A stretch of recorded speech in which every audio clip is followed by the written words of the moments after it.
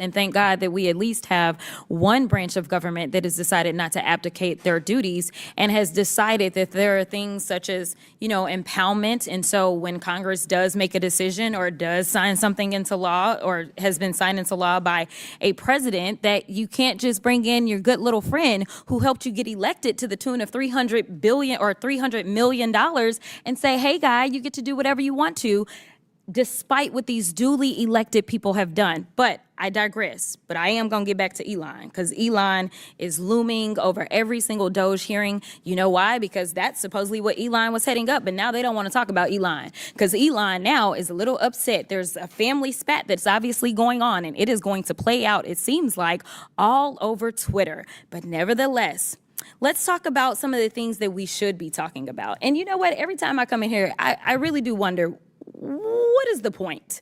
Like, why are we here? Because it doesn't seem like we're doing efficiency, right? Like, have we seen Elon? No. Have we seen anybody that works for DOGE? No. But we're in the DOGE subcommittee and we're talking to everybody but the DOGE people.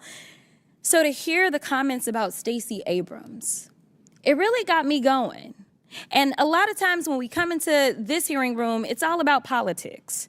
And it made me think that there was an issue most likely with Stacey, because someone actually brought up the fact that Stacey has run for governor a couple of times. And it seems like there's a gubernatorial race that's coming up in Georgia, and nobody knows whether or not Stacey is going to run. So why not muddy the water if we can, to hopefully keep a strong Black woman down? But again, I digress. So let's talk about the things that we could be talking about while we sit here in the DOGE committee. It seems like we could be talking about, things like efficiency or oversight.